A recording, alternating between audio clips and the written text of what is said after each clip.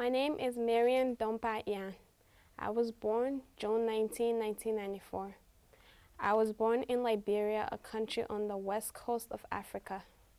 My parents gave me the middle name Dompa, which in my country means trash, because in my culture, if a family loses a certain amount of kids, they're expected to name their kids horrible name, hoping God wouldn't want to take them away.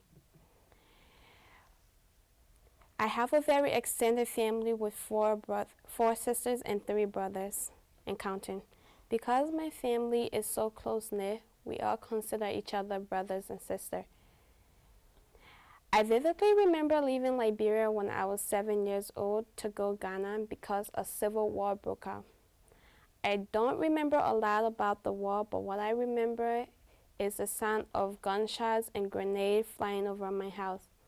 I remember my mother hiding my sister and me under the bed. I remember losing 2 of my brothers due to the war.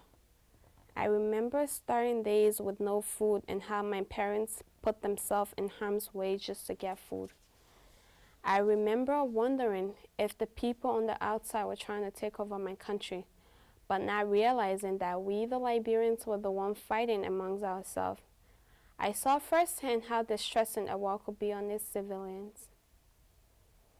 When my family was given the chance to get out of the war, we took it.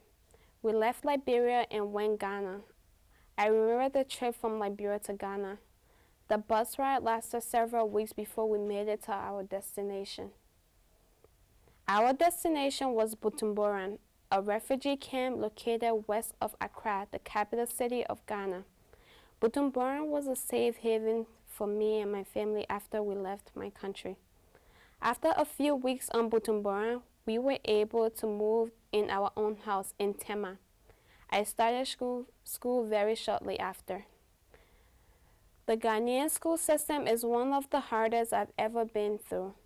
I say this because I've moved around a lot and I've been through a lot of school systems. In Ghana, failing is not accepted. What I mean by this is that they're going to place fear into you to get you to succeed.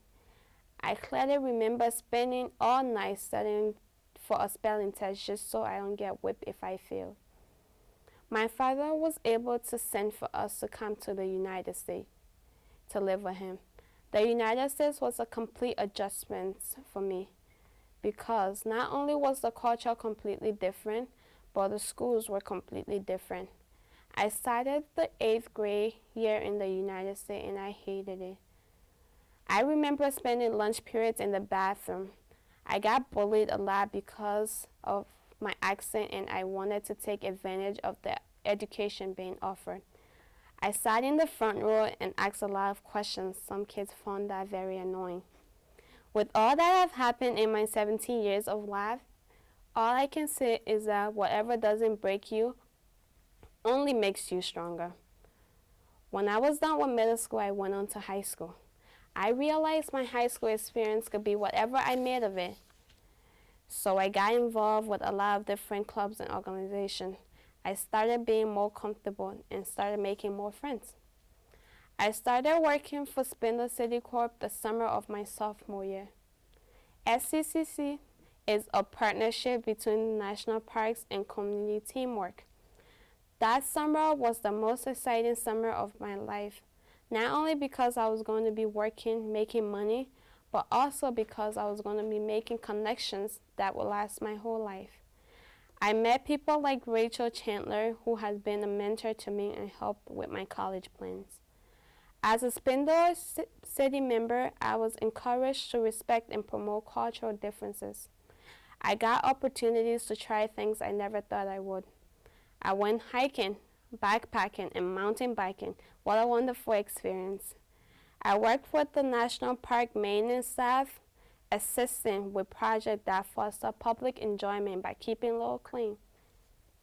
The projects varies from physically demanding jobs to doing environmental works on the Congo River.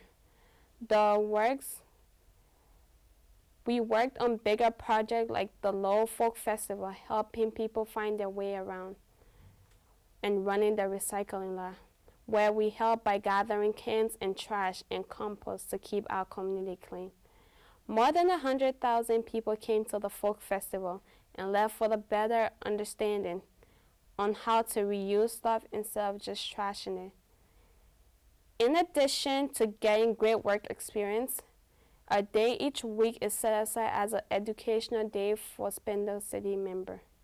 It is meant to give us a better understanding of the global implications of the service we provide. Youth are exposed to the social, economics, and environmental issues facing them both locally and globally. I was encouraged to value and promote cultural diversity in my community and employment. It was my first real job and real world experience, and for that I'm forever grateful to anyone who supports summer programs and so that other youth can have the same great opportunity I was given. Thank you for your support and for listening to my story.